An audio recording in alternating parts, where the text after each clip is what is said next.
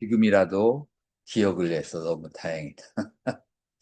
자, 본격적으로 여러분들에게 중요한 것은 가끔 가다가 녹화가 이렇게 끊기는 것도 묘미가 있어요. 왜냐하면은 강의 시간에 안 듣고 나중에 그냥 들으려고 하는 게으른 마음을 사람에게 경각심을 줄 수가 있어. 그래서 제일 이제 공부하는 데 있어서 키포인트가 되는 것은 무엇이냐면은 몸과 호흡과 마음을 조절하는 것. 그 다음에 선정에 들어가서는 몸과 호흡의 마음의 상태가 엘리베이팅, 상승되는 것이에요. 여기가 이제 본격적이다라고 그렇게 말할 수가 있어요. 몸을 어떻게 조절해야 되는가라고 하는 것은 이제 몸에 너무 거칠게 행동하거나 부드럽게 행동하게 되면은 그러면은 이제 몸의 기가 거칠어지게 되는 거예요. 자, 지금 여기에서는 좌선하는 법을 이렇게 설명하고 있는데 지금 이거는 이제 강의 시간에 보여지지 않으니까 우리 7월 달에 이제 실제 실참을 할 때 그때 이제 구체적으로 좌선하는 법을 가르쳐 주도록 그렇게 할 거예요.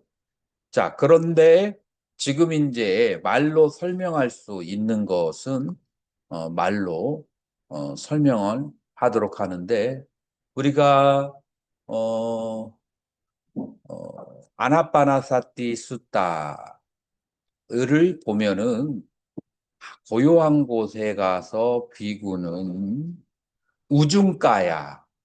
자, 허리를 반듯하게 세우라고 했어요. 많은 사람들이 허리는 뭐 관계없다, 집중만 하면 된다, 뭐 등등 여러 가지가 있어요. 자, 허리를 근데 부처님께서는 뭐라고 했어요? 반듯하게 해야 된다라고 했어요. 자, 왜 반듯해야만 될까요? 어, 호흡의 원리를 여러분들이 이해를 해야 되는데, 이 호흡이라고 하는 것은 유니버설이에요. 그래서 경전에서는 잘 안 나올 수 있어도, 그래도 주변에 있는 것을 살펴본다면 우리는 중국 전통이 있고, 천태지자대에서는 중국 전통의 영향을 많이 받았죠. 그 당시에 도가의 수행이 널리 펴져 있었으니까, 그 중국 전통의 호흡을 잘 얘기하고 있는 것은 황제 내경이고, 그 다음에 인도 전통에서 이제 호흡을 얘기하는 것은 쿤달리니예요. 요가죠. 자, 그러면은 우리 불교하고 이 세 개의 공통적인 것만 이제 가지고 얘기를 해 보자면 황제내경에서는 그렇게 얘기를 하고 있어요. 숨을 쉰다라고 하는 것은 여기 숨골, 그러니까 7개의 목뼈가 맞닿아 가지고 목에 뼈가 딱 얹혀져 있잖아요. 목이 얹혀져 있는 그 근처 뒤에가 바로 소뇌가 있는데 여기를 숨골이라고 그래요. 숨을 들이쉴 때 여기로 들이쉬고 내쉴 때에 꼬리뼈로 나간다라고 그렇게 얘기해요. 자, 그래서 숨이라고 하는 것은 우리는 코로 쉰다라고 생각하는데 실질적으로 에너지의 흐름은 뒷골에서부터 꼬리뼈로 간다라고 얘기하는 거예요. 여러분들 이런 얘기 들어봤어요? 달마대사가 소림사에 와 보니까 소림사에 와서 좌선하는 승려들을 보니까 전부 다 하나같이 골골거리고 그 다음에 병을 달고 살아. 어떤 사람은 왼쪽으로 찌그러져 있고 어떤 사람 오른쪽으로 찌그러져 있고 호흡도 되지도 않고 정신도 맑지도 않고. 그래서 이 사람들을 교정하기 위해서 뭘 가르쳤죠? 달마 역근경을 가르쳤어요. 역근경이 뭐라면은 꼬리뼈, 골반에서부터 목뼈까지를 교정하는 방법이에요. 자, 그래서 이 골반에서부터 목뼈까지가 여러분들 틀어져 있으면 그러면 호흡이 잘 돼요, 안 돼요? 호흡이 잘 안 돼요. 자, 천태지자대사는 업병이라고 얘기를 해요. 이제 우리 불교에서는 업병이라고 얘기하는데 그 업병이 어떻게 드러나냐면은 목뼈에서 그 다음에 골반까지가 자기 마음대로 틀어져 있는 상태가 업의 표현이야. 만약에 목뼈에서부터 골반까지가 바르게 교정되어 있다면 업이 수승한 거예요? 아니면 업이 많은 거예요? 업이 수승한 거예요. 그래서 자, 이제 만약에 이걸 종류적으로 표현하면 만약에 호흡을 해도 호흡이 안 돼. 나는 업이 많아서 그래. 그러니까 다음 생을 기약해야 돼. 이렇게 갈 수 있잖아요. 이제 현대 사회는 이제 3세가 다 한꺼번에 만나는 그런 시대야. 만약에 호흡이 안 되면 그러면은 골반에서부터 목뼈까지를 어떻게 해야 된다고요? 교정을 해야 돼요. 자, 그러면은 골반에서부터 목뼈까지를 교정을 하려면은 부처님께서 가르쳐 주신 방법이 뭐예요? 교정하는 방법.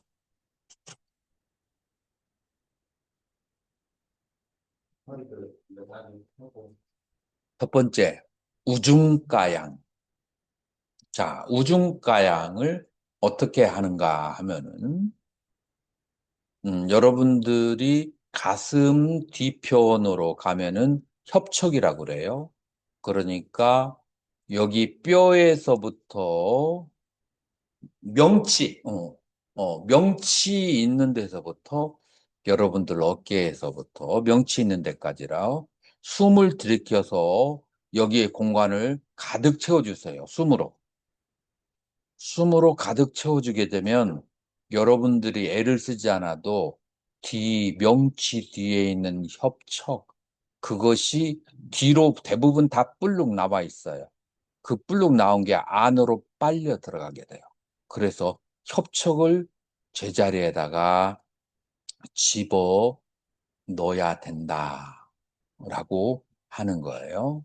자, 두 번째로는 어디 뼈가 고장이 나 있냐면은 여기가 전중혈이라고 그래. 전중혈은 여러분들 젖꼭지 중간이 전중혈이라고 하는데 여기가 가슴이죠. 이 가슴이 대부분 사람들이 어떻게 돼 있어요? 쇠양지처럼 이렇게 안으로 들어가 있어요. 그 새가슴이라고 하죠.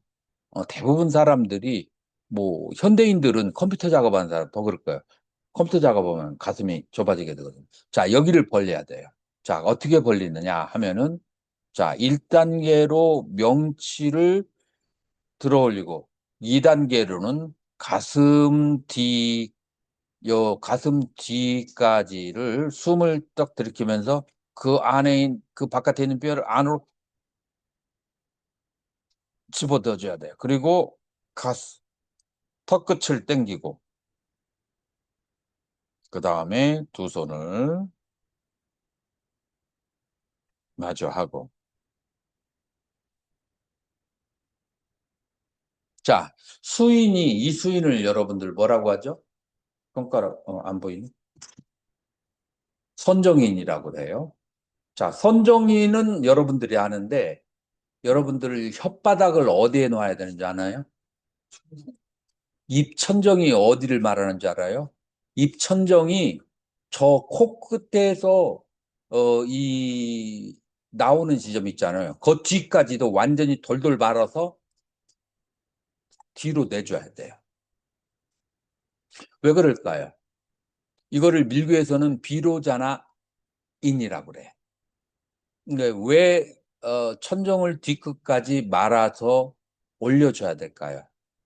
동맥과 동맥을 그건 조금 뭐라고 할까, 도가적인 표현이고, 불교적으로 표현한다면, 불교적으로 표현을 한다면, 수승화강을 하는 데 있어서, 여러분들이 대부분 사유를 많이 하니까 머리에 열이 많이 있고, 그 다음에 심장 위로 열이 많이 있어요. 특히 더군다나 요즘에 고혈압과 당뇨가 성행할 때는 심장 위에가 열이 많이 나거든요. 그 심장에 있는 열을 내리려면은 옥수라고 그래요. 침이 많이 생성해서 아래로 내려가야 되는데 혀를 이렇게 뒤로 딱 마르면은 침이 엄청나게 많이 생기면서 밑으로 내려가요. 그러면서 위에 있는 열이 아래로 내려가게 돼. 그래서 아래에 열이 발생하고 위에가 시원하게 돼. 이것이 좌선할 때 가장 좋은 상태다라고 그렇게 말하는 거예요. 그래서 이제 몸의 상태를 그렇게 하고, 그 다음에 척추가 이미 틀어져 있는 사람들이 있을까요? 없을까요? 있는 사람 손 한번 들어보세요. 척추가 틀어져 있거나 오장육부가 안 좋은 사람, 그 중에 하나가 안 좋은 사람 손 들어봐요. 여기는 아무도 없네? 그러면은, 그거는 안 가르쳐 주고 그냥 지나가야 하는데. 힘들었는데. 네, 힘들었습니다. 알겠습니다. 자, 척추가 안 좋고 오장육부가 안 좋은 사람들은 그 척추가 거기에 해당하는 척추가 있어요. 그 척추가 이렇게 튀어나와 있을 때 거에 맞는 오장육부가 안 좋은 거야. 예를 들어서 명치 뒤에 있는 협척이 나와 있다. 뼈가 틀어졌다. 위장이 안 좋아. 그다음에 전중혈 뒤에 있는 저기가 나와 있다. 뭐 신장이 안 좋고. 이런 식으로 오장육부가 전부 다 뼈하고 연관이 돼 있어요. 그래서 뼈를 바르게 해야 돼. 뼈를 어떻게 바르게 할까요? 이미 틀어진 사람은 경행을 해야 돼요. 경행을 해야. 그래서 경행은 그냥 걷는 거하고 달라요. 경행은 마음으로 발에 마음이 가 있는 상태에서, 다시 말해서 잡념이 없는 상태에서 발의 움직임을 그대로 따라가서 보는 것을 경행이라고 해요. 무엇과 함께? 호흡과 함께. 자, 그렇게 됐을 때 몸에 있는 뼈를 감싸고 있는 근육과 인대가 풀어지면서 허리가 제자리로 돌아가요. 그래서 허리가 안 좋은 사람들은 좌선 20분, 그리고 경행 40분. 허리가 아주 좋은 사람은 경행 10분, 좌선 50분, 이제 이런 식으로 하면서 이 뼈를 제자리로 둘러놔야 뭐가 된다고요? 호흡이 제대로 돼요. 마음이 집중이 잘 되는 사람, 심관이 아주 뛰어난 사람은 호흡이 안 되더라도 마음의 관법이 뛰어나기 때문에 호흡을 다스릴 수가 있어요. 근데 이거는 10명 중에 1명, 100명 중에 1명이 그렇게 되기가 어려워요. 그래서 보통 사람들은 호흡을 다스려야 되고, 호흡을 다스리는데 무엇을 통해서 다스리냐? 몸의 뼈를 교정하면서 근육을 고정하면서 다스려야 되는데, 그게 가장 좋은 방법으로 부처님은 경행을 가르쳐 주셨다라고 하는 거예요. 이해가 되나요? 자, 그렇게 해서 그런 상태에서 좌선을 할 때는 아까와 같이 이제 좌선을 하게 되는 거예요. 자, 그런데 한 번 내지 3번 정도는 여러분들 몸 안에 있는 악하고 탁하고 그 다음에 빠글빠글 이렇게 중간에 이렇게 저기가 돼 있는 거 있잖아요. 그 공기를 토해내야 돼요. 그래서 어떻게 토해내냐면은 몸을 쭉 세운 상태에서 숨을 들이쉬고 여러분들은 입으로 들으셔도 돼요. 난 근데 코로도 엄청난 양을 들으실 수 있기 때문에 입으로 내셔요. 몸을 앞으로 굽히면서, 몸을 완전히 굽히면서, 그다음 다시 한번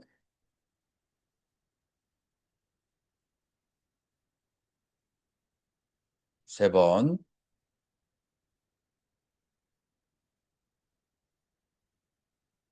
자, 이렇게 해서 몸 안에 있는 탁기를 내보낸다. 자, 요것이 이제 첫 번째 무엇인고 하면은 몸을 다스리는 것이다. 라고 하는 거예요. 자, 눈은 어떤 상태인가? 반개의 상태예요. 반개. 반절은 닫고 반절은 열려 있는 상태. 왜 그렇죠?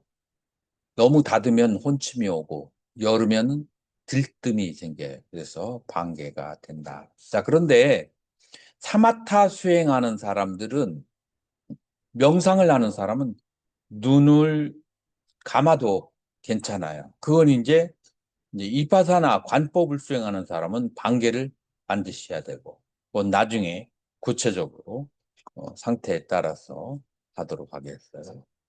자, 그리고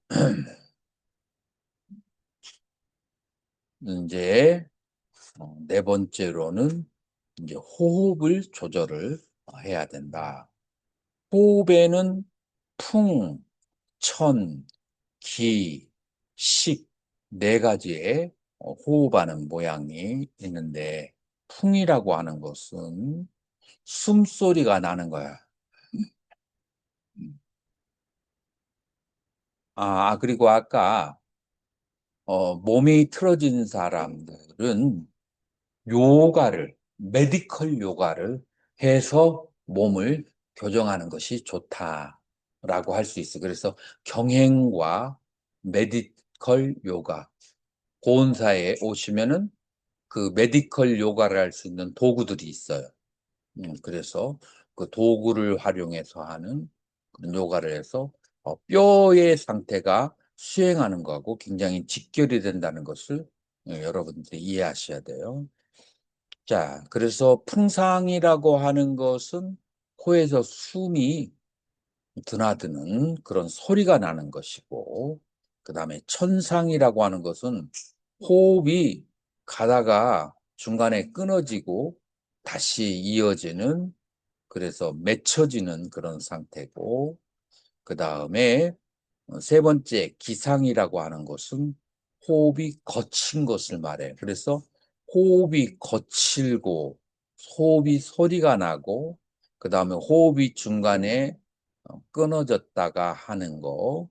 자, 이러한 모든 것을 이제 다스리고, 자, 이런 호흡은 좋지 않은 호흡이에요. 이제 좋은 호흡이라고 하는 것은 식상이라고 하는데 이 세 가지가 없는 거예요. 세 가지는 뭐예요? 소리가 나지 않고, 매칭, 맺힘이 없고, 그 질문, 다음에 호흡이 미세한, 은은하면서 미세한 상태. 자, 그래서 호흡이 은은하고 미세하면서 소리가 나지 않으면서 중간에 끊어지지 않는 거. 자, 이것을 식상이라고 그렇게 하는데, 이게 자세가 바른 상태, 골반이 바르고 오장육부가 바르고 뼈가 바른 상태에 있는 상태는 이 식상이 이루어지고, 이 골반과 뼈가 바르지 않은 상태는 풍상, 천상, 기상. 이게 지금 뼈가 중간에 막아가지고, 그러니까 숨골에서부터 미려까지 내려와야 되는데, 내려오는데 어느 중간에 뼈가 틀어져 있으면 거기에서 천상이 오거나 풍상이 오거나 기상이 온다라고 하는 거예요. 그래서 호흡을 단련하기 전에 달마대사는, 이제 달마대사가 여러 가지 요가 자세를 소림사의 승려들에게 가르친 이유가 바로 이러한 이유에 있다라고 이제 하는 거예요. 자, 그래서 호흡은 네 가지가 있는데 식상으로 호흡을 해야 된다라고 하는 거예요. 자, 또 호흡이 거칠어지는 이유는 욕심으로 호흡을 하면 호흡이 거칠어지게 돼요. 그래서 내가 막 경지를 빨리 얻어서 내가 이것들을 머리를 조아려야 될 텐데 라고 하는 것. 이제 막 그런 그 명예욕과 욕심으로 하게 되면은 호흡이 중간에 거칠어지고 맺혀지게 된다라고 하는 거예요. 자, 그러면은 어떤 마음으로 호흡을 해야 된다고 했어요? 마음을 어떻게 가져야 되죠?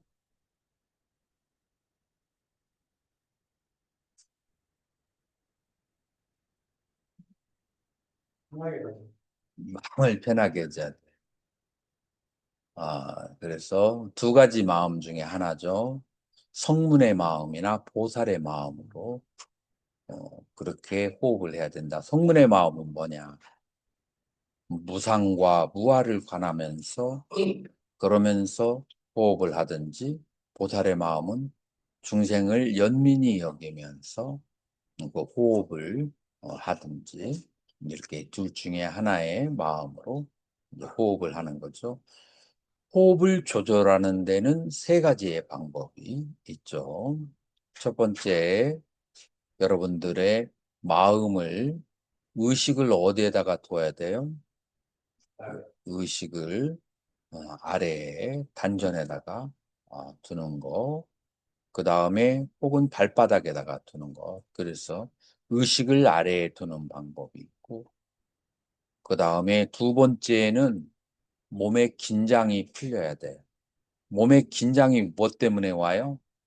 뼈가 틀어지면 몸이 긴장을 해요. 그래서 몸을 풀어줘야 돼요.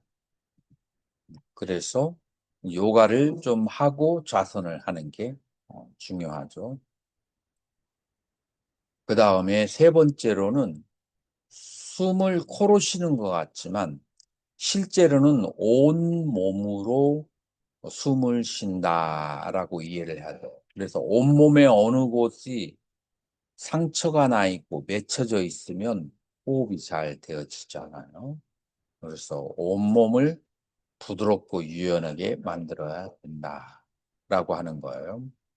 자, 이것이 바로 이제 처음 선정해 들 때 호흡을 다스리는 방법이다라고 그렇게 말할 수가 있어요.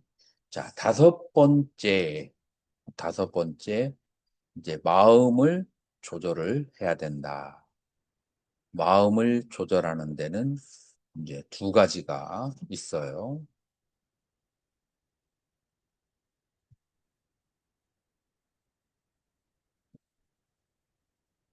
그러니까 산만한 마음이죠. 산만한 마음이나 그다음에 들뜨는 마음을 이제 가라앉혀야 되는데 산만한 마음과 그다음에 가라앉은 마음 이제 이렇게 말할 수가 있죠. 그 마음이 가라앉는다는 것은 그러면은 혼침이 있거나 아니면은 의지가 부족할 때 마음이 가라앉아요. 내가 어떠한 경지를 얻으려고 하는 이런 원력이 부족한 경우에 마음이 가라앉을 수 있어요. 자, 그렇기 때문에 자, 이럴 때에는 마음을 어느 한 곳에다가 집중을 해야 돼요. 자, 집중을 하는 데 있어서 이제 어떻게 어,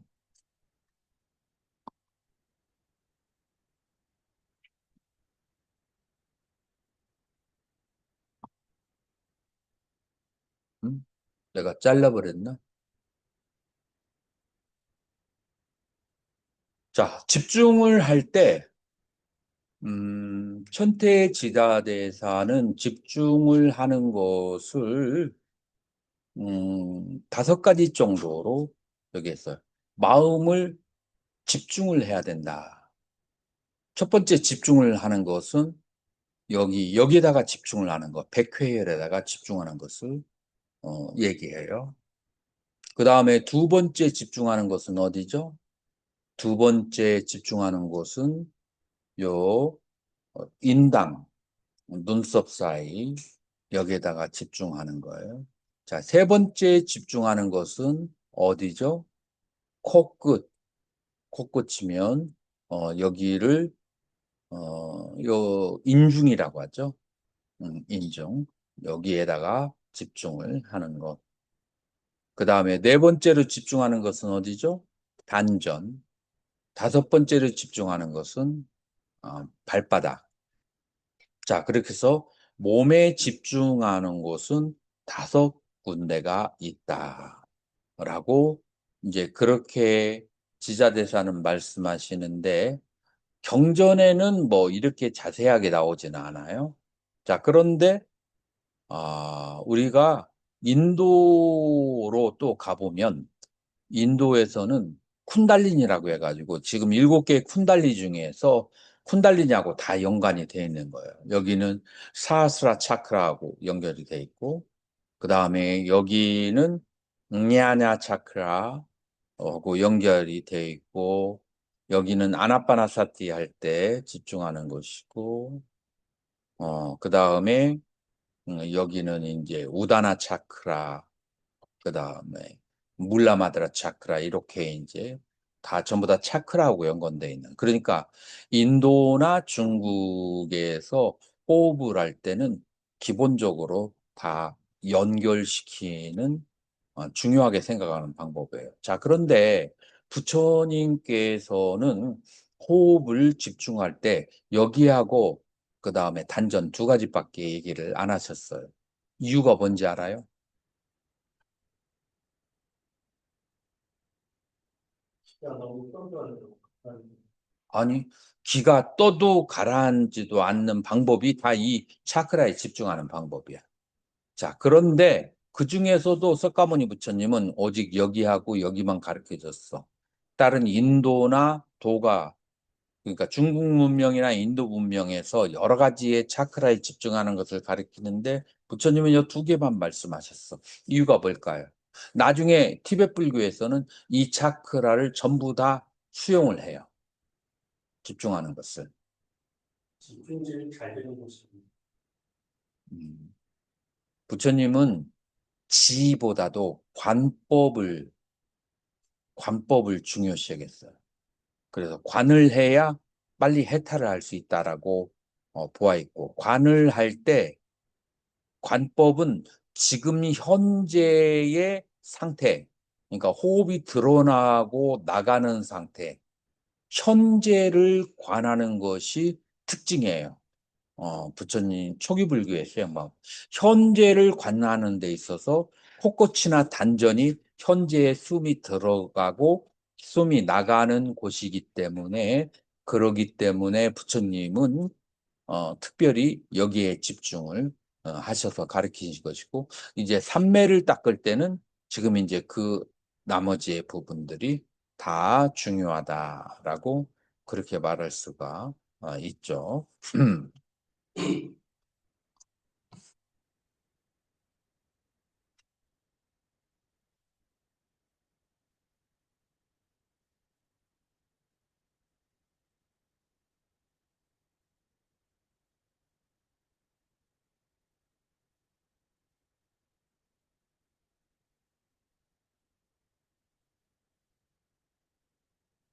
자, 향 선생님 한번 읽어보세요.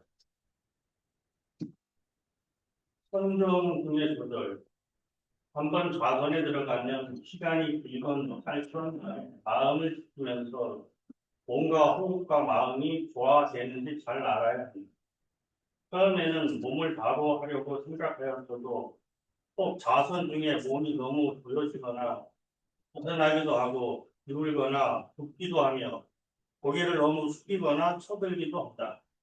이러한 것을 깨달으면 바로 치정하여 안온하게 하고 완극이 없이 곱고 바르게 않도록 한다. 또한 자선 중에 몸은 비록 조화가 되었어도 호흡이 조화롭지 못한 경우도 있다.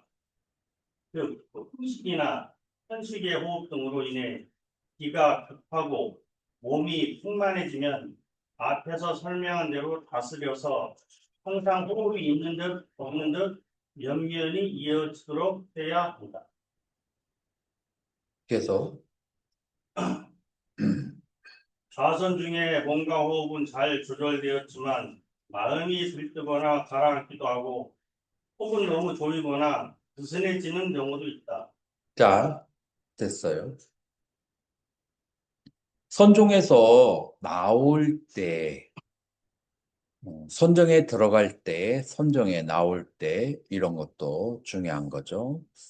자, 선정에서, 이제 여기서 말하는 좌선의 상태에서 나올 때, 우리 보통 벌떡 일어나가지고 막 일상생활로 들어가는 경우가 있어요, 없어요? 그리고 그러한 것을 자랑스럽게 생각하는 나는 빨리 일어나서 빨리 움직일 수 있다. 그렇게 생각할 수 있는데 이건 무지에서 나온 거예요. 그래서 선원에 있으면서 병이 많이 걸리는 이유들이 이렇게 선정에서 깨어날 때 몸 다스리는 법을 잘 배우지 못해서 그래요.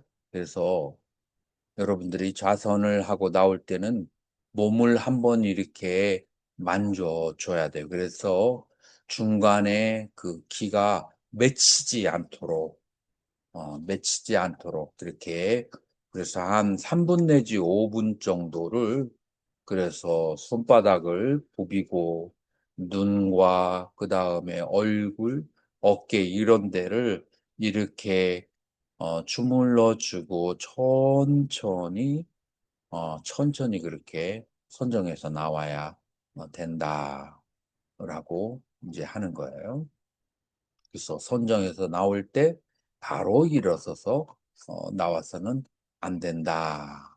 만약에 그렇게 하지 않을 경우에는 이제 에너지가 선정 속에서 어느 한 곳에 돌아가고 있다가 그러고 있다가 갑자기 일어나게 되면 거기에 에너지가 맺히게 되면은 그러면 몸이 쑤시고 통증이 그다음에 뼈가 아픈 경우가 오게 돼요. 그래서 갑자기 일어나면은 안 된다라고 하는 거예요. 자, 이것이 바로 선정해서 들어가고 나오는 것을 잘 해야 된다라고 하는 거예요. 자, 그래서 다섯 번째 그룹은 행오법이라고 하는데 빨리에서는 이거를 오법이라고 하지 않고 오력 다섯 가지의 힘, 반짜인들이야 다섯 가지의 힘으로 그렇게 얘기를 해요. 그걸 여기에서는 오법이라고 그렇게 얘기하는데 우리 주제가 넘어가기 전에 휴식 취하고 음, 3시에 다시 뵙겠습니다.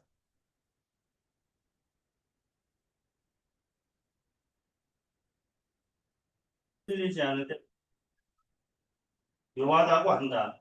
이에 비해 한육의 즐거움은 마음이 상란하고 공유하게 되므로 거칠다. 또 마음이 오개의 장애를 벗어나야 호선에 이를 수 있으므로 벗어났다고 부른다. 이것은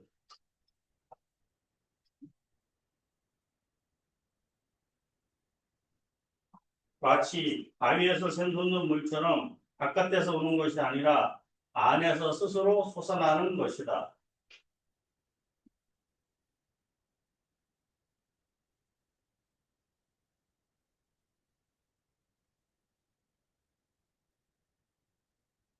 음, 음.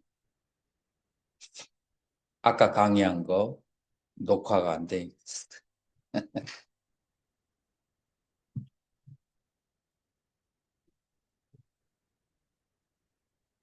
자, 그래서 여기에 있는 그 내용이라고 하는 것은 결국은 이제 요계와 이제 색계의 부분에 대해서 전부 다 관찰을 해서 그래서 관찰만 하는 데서 끝나는 것이 아니라 매일같이 거듭거듭해서 그것을 마음에 떠올리고 읽으면서 생각을 해야 된다. 그 이유가 무엇인가 하면은 우리는 욥기에 살고 있기 때문에 계속해서 욥기의 즐거움에 빠져 들어갈 수밖에 없어요. 그렇기 때문에 그 욥기의 즐거움에서 새끼로 가려고 하려면 늘 발언을 해야 돼. 그러니까 계속해서 욥기의 허물과 새끼의 조음에 대해서 염을 해야 된다라고 하는 거예요. 이제 이것이 바로 염의 정염에 해당하는 것이다. 자, 그래서 이 정염을 해말 때에 이제 두 가지가 있는데 팔성종관으로 정염을 해야 되고 십육행관으로 정염을 일으켜야 된다라고 하는 거예요. 자, 팔성종관이라고 하는 것은 뭘 말하냐면은 이 선정에 들어가지 않은 상태가 인간의 상태는 병이 많고 그 다음에 여러 가지의 종양, 항상 종양이 생기고 여러분들 종양이 왜 생기는지 알아요? 어, 그렇지. 염증 때문에 생기는. 염증이 왜 생기죠? 피가 혈액순환. 기수하고 좋아하는 염증이 생기는 이유는 여러분들이 음식을 먹을 때에도 염증이 생겨. 그러니까 여러분들 음식 중에서 조금이라도 여러분들에게 맞지 않으면 염증이 생겨. 그러니까 염증이 생기는 것은 여러분들 기본적으로 맨날 염증이 생기는 거예요. 그 염증이 생기기 때문에 기본적으로 여러 가지 부종이 생기게 되고 종양이 발생하는 거예요. 종양이 발생하니까 병이 안 나면 이상하지. 그래서 이 병이 나니까 이 피에 이제 여러 가지의 염증이 생기니까 그게 피부로는 뭐 어떻게 드러나요? 피부에 부스럼이 내고 그다음에 피부에 염증이 이제 생기게 되는 거예요. 그래서 이 선종에 들어가기 이전의 인간의 몸이라고 하는 것은 그와 같이 병과 종기와 부스럼과 가시와 같다라고 관을 하는 것이고 그 다음에 두 번째로 이 몸이라고 하는 것은 무상한 것이고 괴로운 것이고 실체가 없는 무아이고 공이다라고 관하는 거예요. 자, 그래서 여러분들이 예불문 가운데에서 이 팔성종관이 들어가야 돼요. 우리가 살고 있는 이 세계라고 하는 것은 어떻게 해서 병과 총기와 부스럼과 같으며 왜 고공무화인지 그래서 이것도 여러분들이 계속 관을 해야 된다. 예불문 가운데서. 자, 그래서 여러분들 누가 녹음기라도 녹음한 사람이 있어요? 아무도 없어?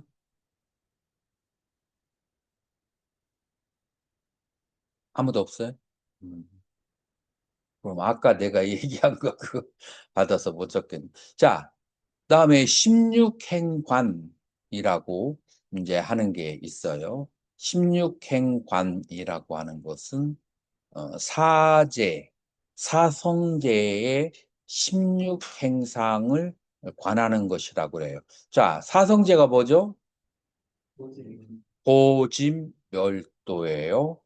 자, 그래서 이거를 사제인데 이 괴로움을 네 가지로 관하는 거예요. 괴로움을 무상하니까 괴롭고 괴로우니까 괴롭고, 공하니까 괴롭고, 무아이니까 괴롭다라고 하는 거. 그렇죠? 무상하니까 괴롭고, 고공무아이니까 괴롭다. 이건 설명 안 해도 알겠죠?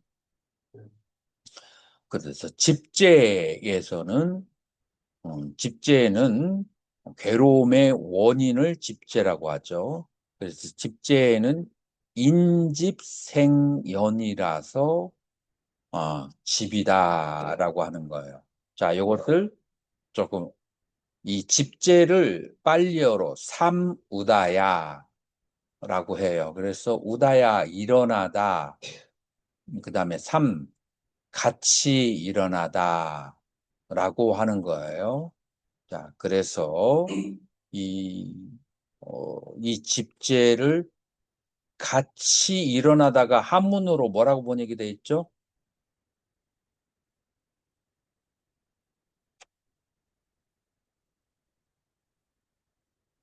음, 음, 그러니까 괴로움의 원인이 집재가 되는 거예요. 자, 그래서 원인이라고 하는 것은 여기서 인집생연이라고 하는데, 이는 해뚜를 말하는 거예요. 그래서 근본 원인이 해뚜가 된다. 자, 그러면은 괴로움의 근본 원인이 뭘까요? 근본 원인은 무명이 근본 원인이 되는 거죠. 그리고 그 다음에 모여있기 때문에 집기, 그래서 모여서 일어나기 때문에 그래서 집재라고 그래요. 자, 모여서 일어난다라고 하는 것은 뭐가 모여서 괴로움이 발생하죠? 탐심과 진심과 가래가 모여서 탐심과 진심과 가래가 모여서 괴로움의 원인이 된다. 이것이 집이에요. 자, 그렇게 해서 발생해서 어, 발생했다라는 것은 뭐냐면은 태어났기 때문에 그런 괴로움의 원인이다. 그래서 여기서 생은 태어난 것을 얘기하는 거예요. 그리고 연이라고 하는 것은 태어나게 되는 여러 가지의 주변 어, 주변 원인을 말하는 거예요. 자, 태어나게 하는 주변 원인은 뭐가 있을까요?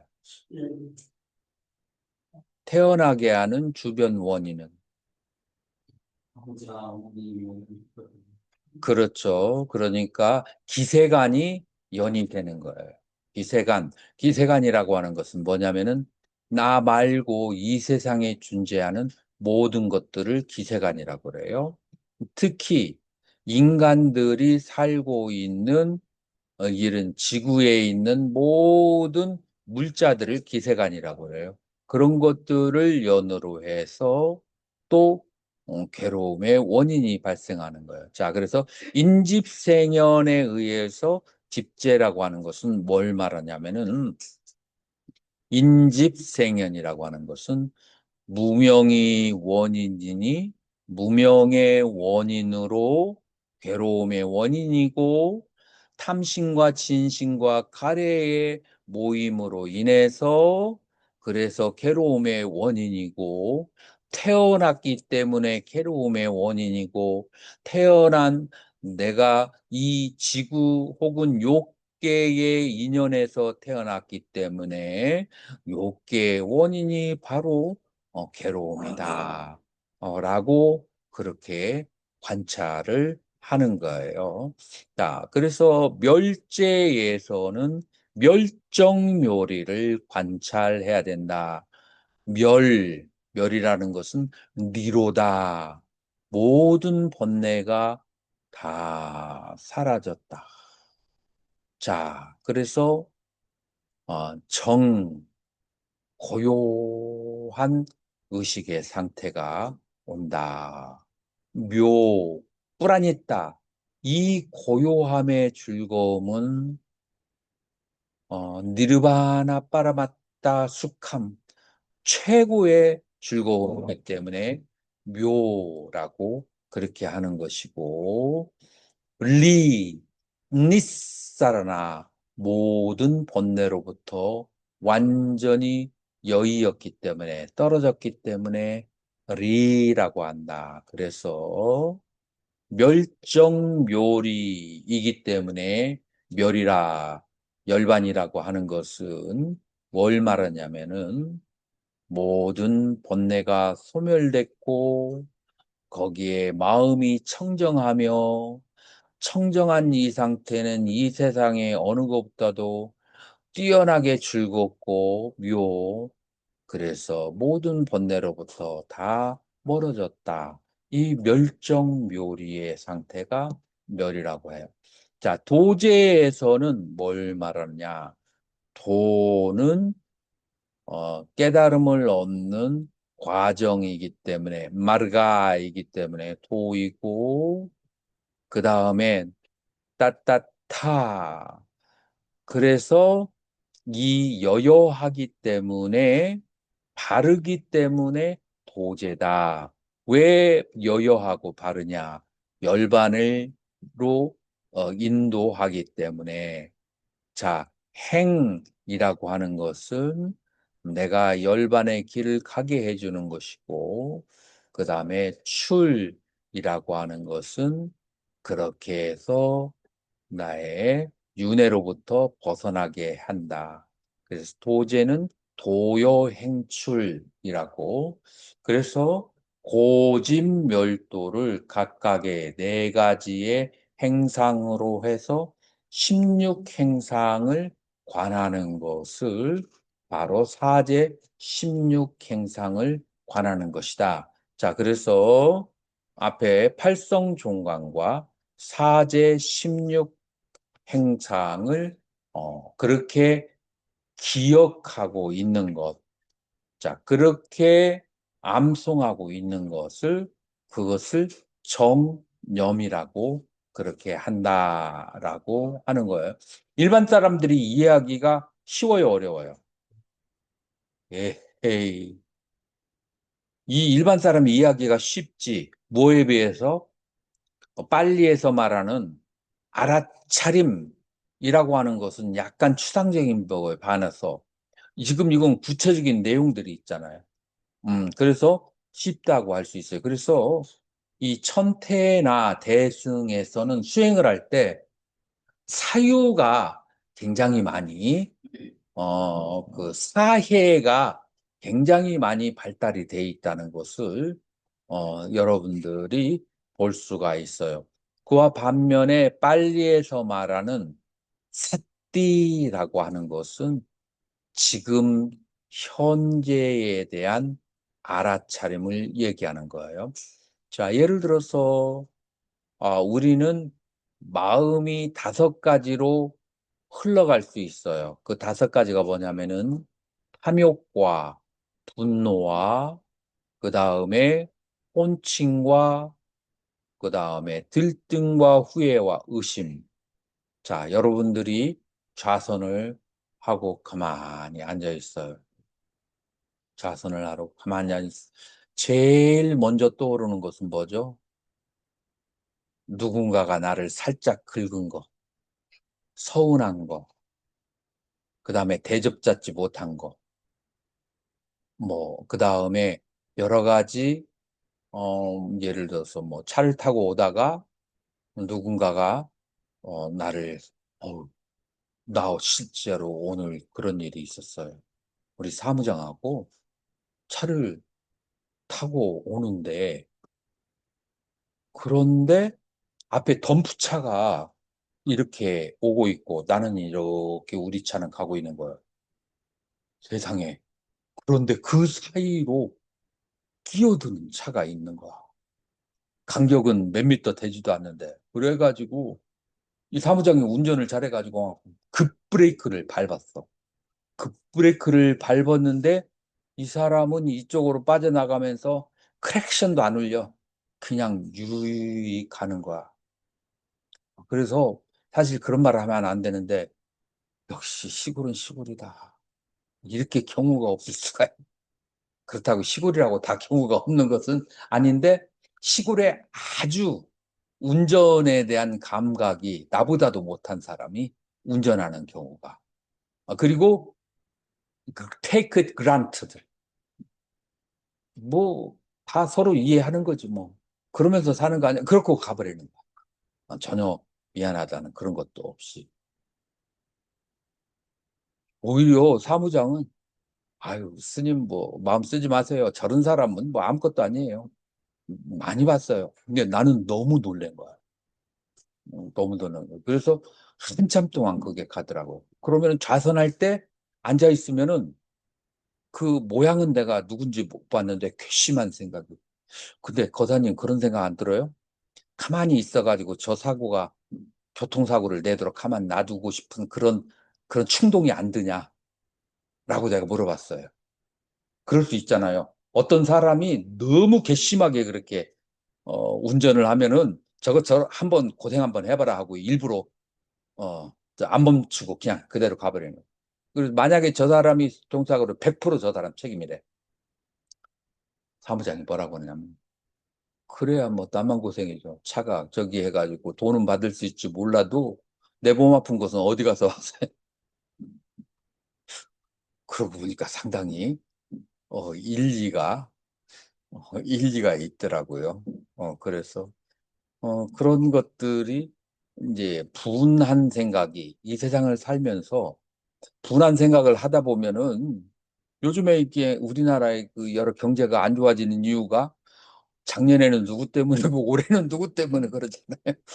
그래서 그거 생각하면은 분해하는 사람들 엊그저께 그 김포에서 택시를 타는데 운전사가 막 계속 택시 운전사가 막 그걸 분해하면서 얘기를 하더라고요. 그 분한 마음 여기 제일 먼저 일어나. 분한 마음은 선한 거예요, 악한 거예요? 악한 거예요. 자, 그런데 여기에서 빨리에서는 정념할 때 분한 마음을 알아차리면 지금이 현재의 마음이고 선한 마음. 분한 것은 악한 마음인데 괴로운 마음인데 분한 것을 알아차리는 마음은 그것은 선한 마음이고 정념이에요. 그래서 이제 그렇게 화나는 것이 사라지잖아요. 이 사람들은 EQ가 뛰어나다. 내가 그래도 운전기사한테 그랬어요. 기사님은 굉장히 EQ가 좋으신가 봐요. 막 몇십 분 내내 계속 화나는 거 얘기하나 보니까 거사님은 아마 좋은 그 감각적 쾌락에도 굉장히 빨리 반응하시겠다고 기사님한테 그런 사람들이 실제로 감각적 쾌락에도 굉장히 반응을 많이 해요. 그래서 분한 것이 사라지면은 그 사람은 분명히 맛있는 거, 편한 거 그런 것을 생각하는 맛있는 거, 편한 거를 생각하는 것은 그것은 불선한 마음이지만 그거를 알아차리는 마음은 선한 마음. 이게 정념이 되는 거예요. 그리고 화도 내고 그다음에 좋아하는 거 생각하면 뭐가 많이 빠지나요? 에너지가 많이 빠지면 그다음에 앉아 있으면 뭐가 나? 졸음이 오지. 혼침. 수면과 혼침. 수면과 혼침은 좋아요, 나빠요? 나쁜 거예요. 나쁜 거지만 내가 졸고 있다라는 것을 알아차리는 마음, 아는 마음은 그건 정념이 되는 거예요. 졸고 나면은 머리가 싱싱하잖아요. 싱싱하니까 머리가 위로 올라가거나 아래로 내려가. 위로 어디로 가요? 오지 않은 미래에 대해서 한 10년, 15년까지 1시간 앉아 있다가 10년밖에 안 갔어. 다음 시간에 10년부터 20년을 계획을 계속 미래에 대해서 이렇게도 저렇게도 계획을 하는 거야. 미래로 갔다가 그 다음에 미래로 가는 게 귀찮으면 어디로 가요? 마음이 가라앉으면 그러면 과거로 흘러가. 갑자기 바깥에서 음악이 쉐렌하다가 흘러나온다든지 아다지오 그런 음악이 들으면 어떻게 돼요? 마음이 싱숭생숭하면서 과거에 있었던 일로 이제 들어가는 거예요. 과거에 있었던 일로 가면은 반드시 좋았던 일에 가거나 아니면은 후회하는 일에 간단 말이에요. 그래서 과거에 좋았던 후회하는 일에 가면 이것 좋은 마음에 나쁜 마음, 나쁜 마음. 근데 그것을 알아차리는 마음은 그건 정념이 되는 거예요. 의심을 하는 것은 나쁜 마음이지만 의심하는 것을 알아차리는 마음은 현재의 마음이야. 자, 그래서 빨리에서는 지금 현재에 일어나는 모든 현상을 알아차리면 그것이 정념이에요. 이 정념하고 그 다음에 지금까지 설명했던 정념하고 어느 게 더 쉬울 것 같아요? 사이로. 사유가 더 쉽죠. 사람들은 사유를 하도록 훈련되어 있기 때문에.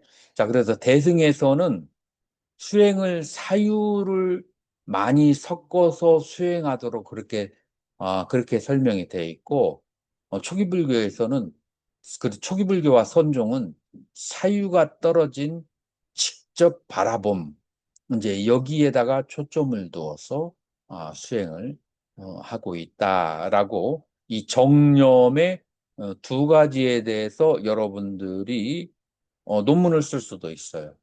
정념. 그러니까, 천태지관에서 말하는 정념과 그 다음에 빨리 문헌에 나타난 정념의 공통점과 차이점, 뭐 이런 식으로도 관찰을 할 수가 있죠. 그래서 정념의, 그러나 이 천태지관의 정념도 여러 가지의 장점이 있어요. 그러니까 낮은 단계의 사람들, 보통 사람들에게는 이게 훨씬 더 잘 될 수가 있어요. 음. 빨리의 정념보다도 그 두 개를 섞어서 여러분들이 활용하고 가르치면 도움이 될 거예요. 초보자에게 너무 알아차림 맞춤보다도 이렇게 사유를 통해서 정념을 갖추게 하는 것이 더 쉬울 수가 있죠. 자, 네 번째는 방편지예요. 일관순위 한번 읽어보세요. 욕계의 즐거움과 초선의 즐거움 말이란 뜻과 두 번째는 것을 방편지라고 한다. 그 실이란 욕계의 즐거움이 실이고 초선의 즐거움은 득인데 초선의 즐거움은 흠이 없으므로 득이 되고 욕계의 즐거움은 흠이 뒷따름으로 승된다. 반대로 초선의 즐거움은 실이고 욕계의 즐거움은 득이라고도 할 수 있다. 욕계의 즐거움은 끝이기 때문에 실제로 있는 것이라고 여겨져 덕이라고 하는 마음은 강하게 있는다. 하지만 초선에서 생기는 즐거움은 몸이 텅 빈 것 같고 느낌이 미세하여 마치 없는 것 같으므로 즐거움을 이루는 모양을 뜻하게 전할 수 없기 때문에 신이라고 합니다. 또 경중이란 욕계는 경이 되고 초선은 tum이 된다. 욕계의 즐거움은 오경에 대해 오십이 상하여 얻어지는 것으로 신속하고 얕기 때문에 경이라고 한다. 이에 비해 초선의 즐거움은 제60이 상하여 생기는 것으로 깊고 오래 묵기 때문에 중이라고 한다. 중이란 모백스라는 운동하자는 말이다. 반대로 욕계는 중이고 초선은 경이라고도 할 수 있다. 욕계의 즐거움은 번뇌와 함께 하기 때문에 마음에 끓임이 있어서 중이 되고 초선의 즐거움은 끓임이 적기 때문에 경이 된다. 어떤 논사는 방편 지혜에 대해 다음과 같이 설명한다. 수행자가 처음 선정을 닥칠 때 안팎의 방편을 잘 알아서 때에 맞추어 잘 사용하는 것이 방편 지혜이다. 이렇게 하면 선정을 빨리 얻을 수 있기 때문이다. 음, 이 지혜도 지금 여기서 나오는 지혜하고 그다음에 빨리에서 나오는 지혜하고 약간의 차이점이 있는데 빨리 경전에서 나오는 지혜는 뭐냐면은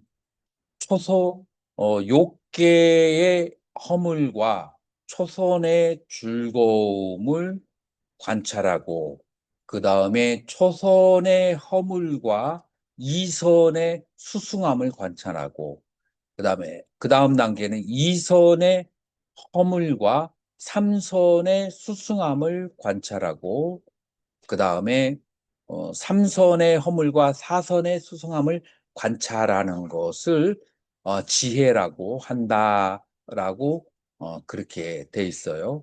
자, 그렇게 해서 순서대로 초선에서 욕계에서 초선, 초선에서 2선, 3선에서 4선까지 그 앞 단계의 허물을 충분히 관한 다음에 4선에게까지 계속 4선의 수승함을 관해서 그렇게 4선에 이르게 하는 것을 바로 지혜라고 한다라고 하는데 이 부분은 다음 시간에 하도록 하겠어요. 자, 그렇게 해서 초선에서 4선까지의 네 단계를 가지고 네 단계를 체험하는 것을 사마디라고 한다라고 얘기를 할 수가 있어요. 질문 받겠습니다. 1-5-2 정진에 보면요. 음. 부처님께서 다섯에게 도와주기를 알았냐에 거쳐는 이유는 두 가지 집착을 멀리 여의고 몸과 마음이 충정하여 불타를 행한다고 했을 때 알았냐에 거쳐는 이유는 두 가지 집착을 했으면 두 가지 집착을 뭐라고 하네? 몇 번이라고? 1-5-2 정진. 4-2 아니고 5-2? 5-1.5.2점 정진. 1-5-2의 정진. 다시. 이게 세 번째 단계 주님 다섯에게 구하시기를 알았네. 그것은 두 가지 집착을 멀리 여기서 두 가지 집착을 뭐라고 하나? 두 가지 집착은 뭐냐면은 새가 양쪽 날개로 나르는 것처럼 새가 양쪽 날개를 나르는 것처럼 비구는 두 가지만 가져야 된다. 하나는 뭐냐면은 바루와 가사 이 두 가지만 가져야 된다라고 하는 거예요. 그러니까 음식에 대한 집착과 옷에 대한 집착이라고 하는 두 가지를 버리고 가사와 바루의 만족을 하고 청정이 두타를 행한다. 이렇게 되겠어요. 또 다른 질문이 있으면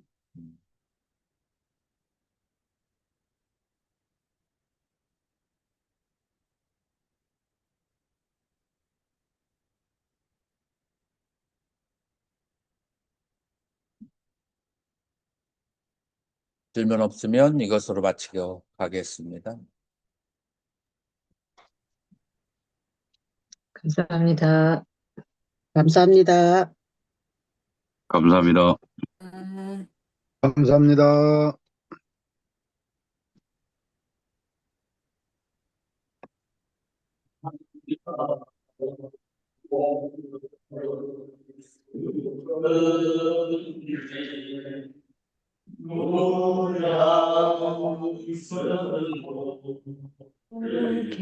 계회형 원지미 요정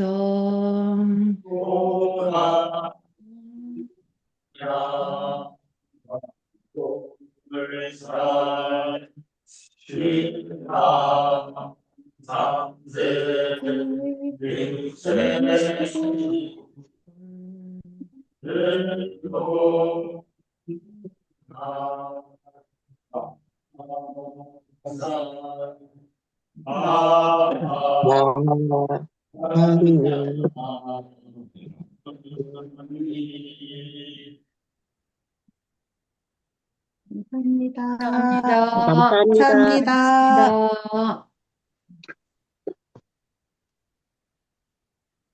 수고하셨습니다.